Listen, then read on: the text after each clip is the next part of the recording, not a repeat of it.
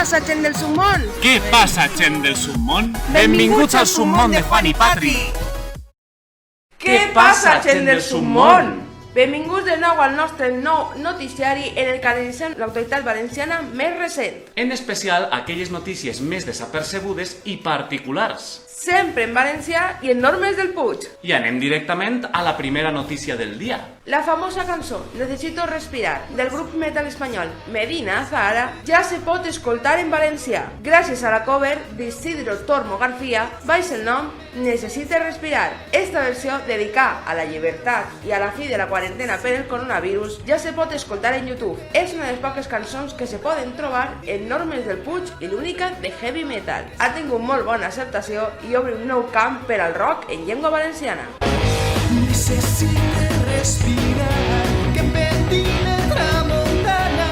I continuem en els actes que fan història. Se complixen 95 anys de l'oficialització de l'himne regional valencià, o himne de l'exposició, que fon compost en 1909 pel mestre Josep Serrano i l'escriptor Maximilià Tous per a l'exposició regional valenciana, en la que se mostraven totes les meravelles de València al món. L'himne tingué tant d'èxit que 700 anys més tard, en 1925, fon nomenat himne oficial de la regió valenciana pels alcaldes Salvador Guinot Vilar, alcalde de Castelló de la Plana, Luis Oliach Miranda, alcalde del Capicassal, i Julio Suárez Llanos Sánchez, alcalde d'Alacant, en un acte celebrat en la plaça de Bous de València. Des de llavors s'ha representat a tots els valencians i és considerat l'himne més fermós d'Espanya i fon declarat com a himne oficial de la Comunitat Valenciana en 1982. Continuem en notícies sobre València. Un poble valencià a la venda en Wallapop. Tots els valencians s'han endut una sorpresa quan en la famosa pàgina de compraventa de segona mà Wallapop, un usuari nomenat Raúl Che posava a la venta la colònia de Santa Eulàlia per 90 milions d'euros. Situada en el terme municipal de Sacs, se trata d'una antiga colònia socialista de finals del segle XIX i principis del XX. Conté més de 40 cases, una ermita, un palau, oficina de correus i fins i tot un casino. El llogaret dur abandonat des dels anys 50 del segle XX. L'idea era crear una utopia socialista, autogovernada i autobastida, però fracassà. L'Ajuntament de Sacs ha declarat que cap de les vivendes és habitable i que el preu definitiu no està taxat, però reconeix que estan buscant desesperadament opcions per a restaurar la colònia, que actualment és bé d'interès cultural,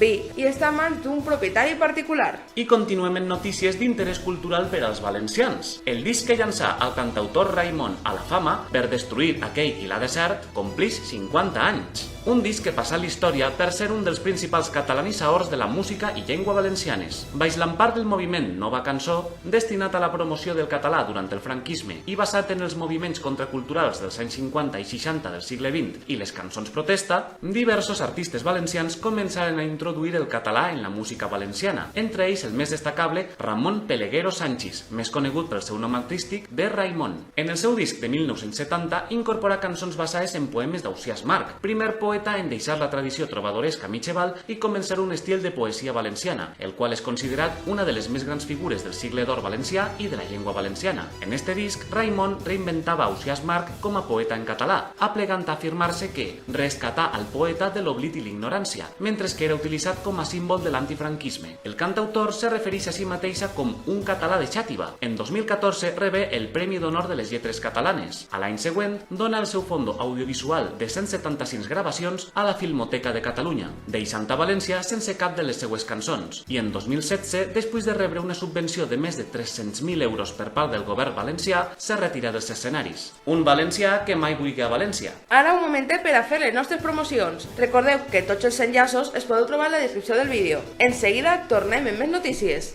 T'imagines desjunant en una tassa de la senyera en la mà? Aconseguís una d'estes tasses clicant en l'enllaç de la descripció a la tenda de lo nostre. En el còdic Gent del Món tindràs un gran descompte. Continuem en una altra notícia que afecta a la llengua valenciana. L'ABL aprova el llenguatge LGTBI en el seu diccionari, el Diccionari Normatiu Valencià DNV. Entre les noves paraules incorporades estan cisfòbia, que se pot entendre com odi o por a persones a les que les assumís un sexe, heterofòbia, odi o por als heterosexuals, o monosexualitat, que defineix a una persona d'un sexe que sent atracció per les persones del seu mateix sexe. Seria un tònim de bisexual. A part, també se modifiquen el significat significats de paraules existents com hermafrodita o transgènere. Estos canvis s'han realitzat en col·laboració amb l'Associació LGTBI de Castelló de la Plana i les oficines lexicogràfiques de l'Institut d'Estudis Catalans, per lo que no han tardat en crear polèmica, ja que totes les noves paraules són neologismes, introduïts intencionalment per a representar el col·lectiu LGTBI i no pel seu ús habitual de la societat, a part de ser un acord realitzat dins de l'àmbit de la fusió normativa entre el valencià i el català,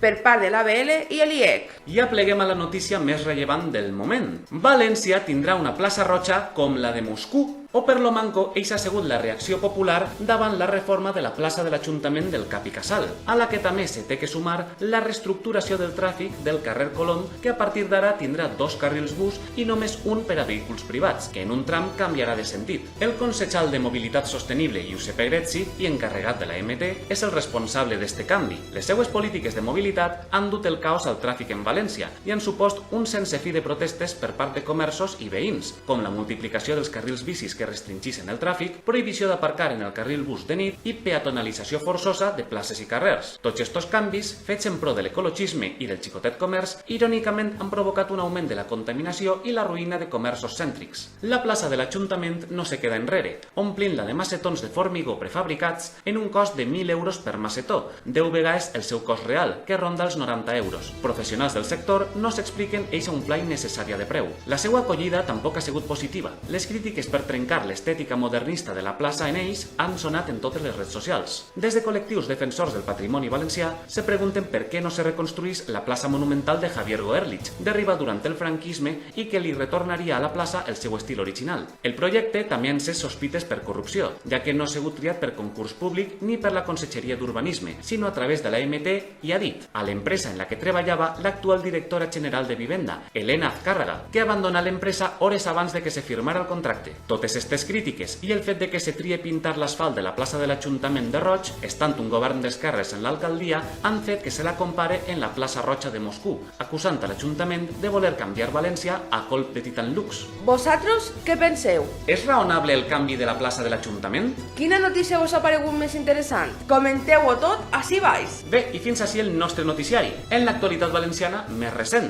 Recordem a nostres espectadors que podeu donar-li m'agrada al vídeo, compartir-lo per a que tot el món puga dispondre d'un noticiari en valencià i que podeu subscriure-vos al canal i a tots els altres canals que tenim i activar la campaneta de notificacions per a estar atents a futures notícies. Teniu també l'enllaç a la tenda de lo nostre, on podeu comprar-vos aquestes camisetes tan xules, gastant el còdic GENDELMON, per supost, per a tindre un descompte en la vostra compra. Podeu seguir-nos en totes les nostres redes socials com Facebook e Instagram i Patreon, on ara teniu més contingut únic, classes de valencià úniques per als Patreons. I a part teniu el contacte en la descripció del vídeo. Però sobretot, no te baixes del submón.